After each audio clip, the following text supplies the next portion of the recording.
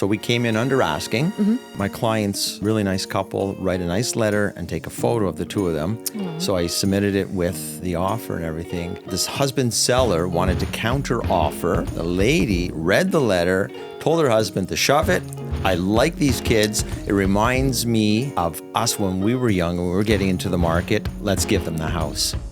Hey everybody, welcome to the Real Estate Podcast. Today I'm joined with Jennifer and we're going to talk about my most recent sale that was in multiple offers in Mississauga. Welcome to episode 334. Hope you enjoy it. Welcome to the Real Estate Podcast, your go-to source for raw, unfiltered stories and expert tips. Whether you're a buyer, seller, tenant, landlord, or realtor, join us as we dive into the world of real estate. Yeah, that's awesome. Thank you. Well, welcome, Steve Bruman. Well, hi, Jen. Thank you. How you doing? I'm doing amazing. Thanks for asking. How you doing? I'm good. I mean, you're always amazing. You're always in such a good mood. I have to be. It makes my day. I gotta say.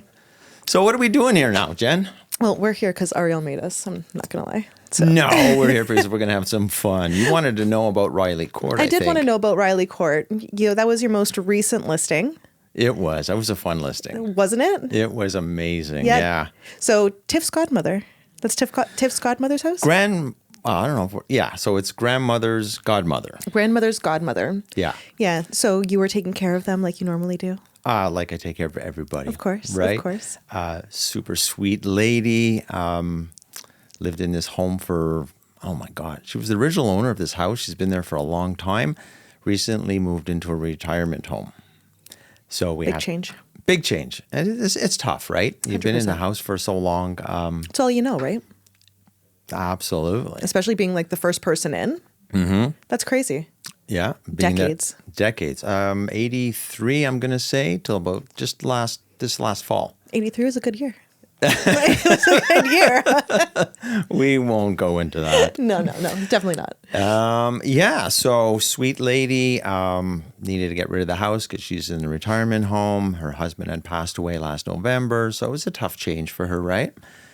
So I met with them and wanted to see, how I can help and stuff like that, and we listed the home. So it was a nice home, a semi-detached home in Mississauga area. Mm-hmm. I'm not going to lie, this home was still trapped in the 80s, but well-maintained. It definitely was. It was well-maintained, super clean, really nice.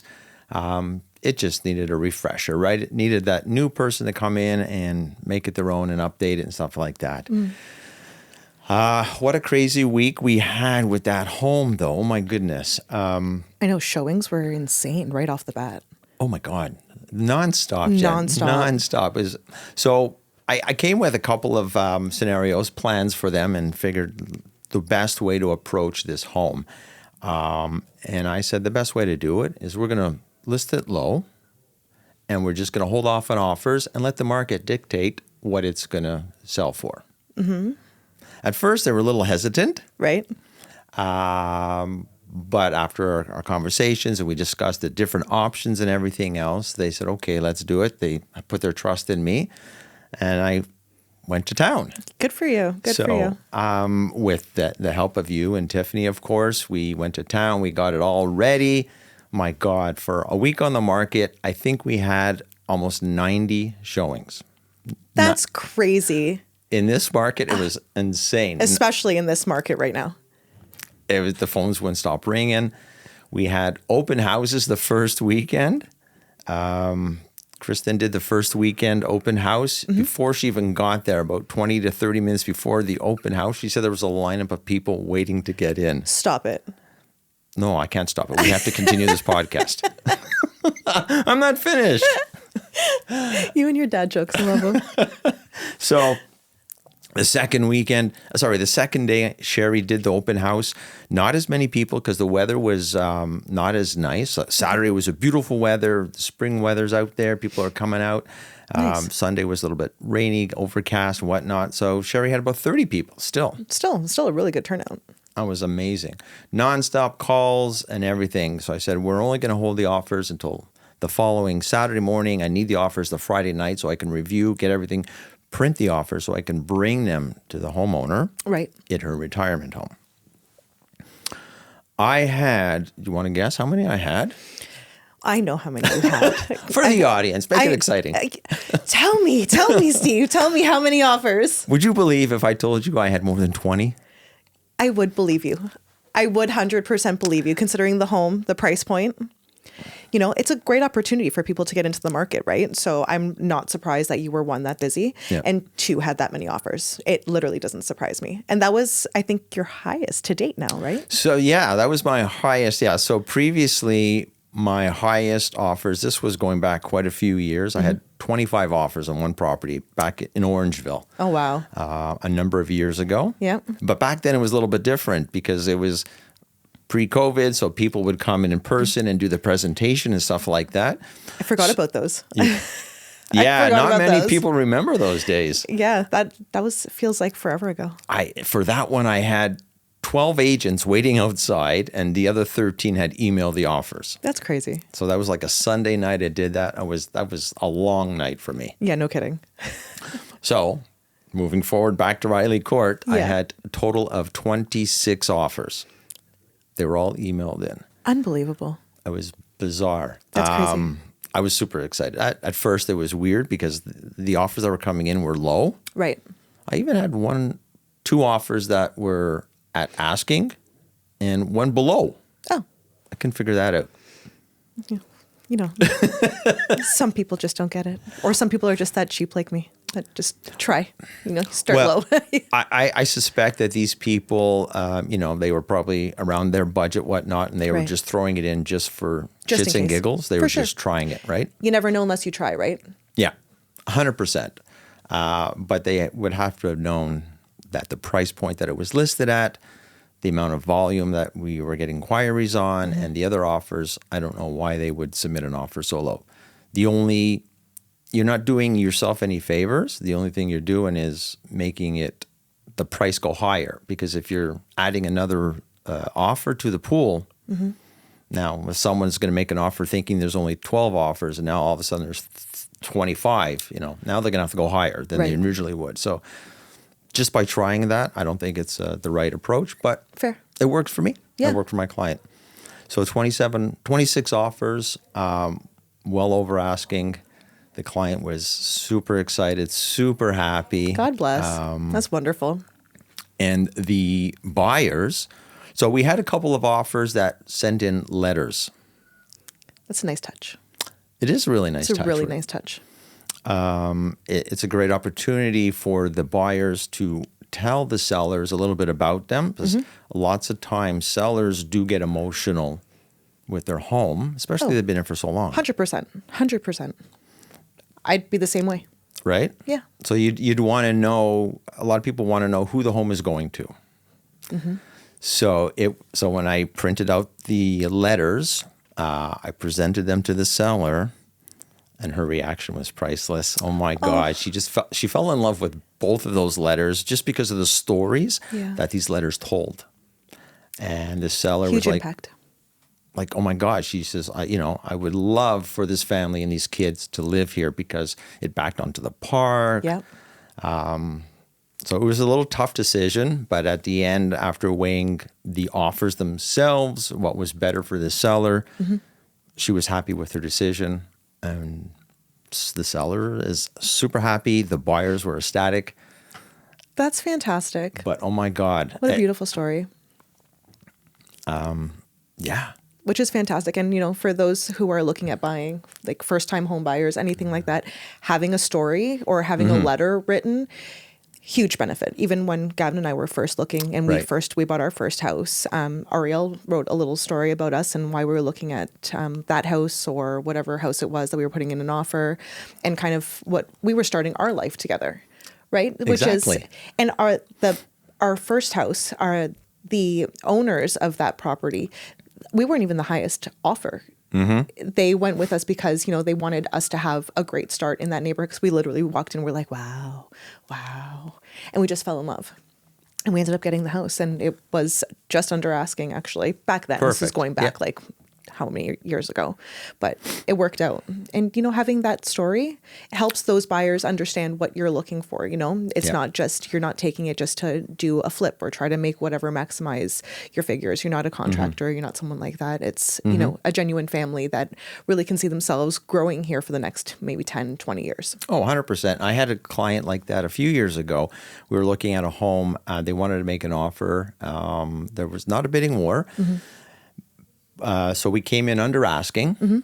We had my clients, a really nice couple, write a nice letter and take a photo of the two of them.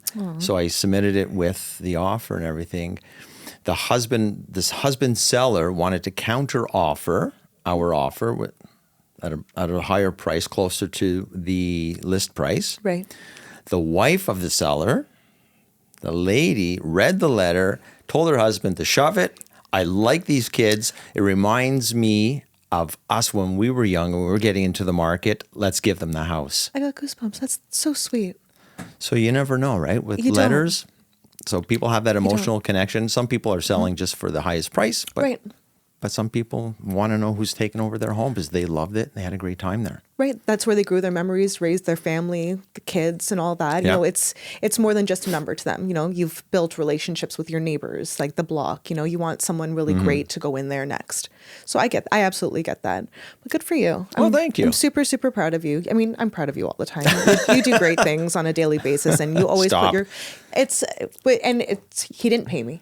He didn't pay me for this, but you always, everyone on the team does, but you always have the client's best interests at heart. And I know you work, cause you're senior accredited.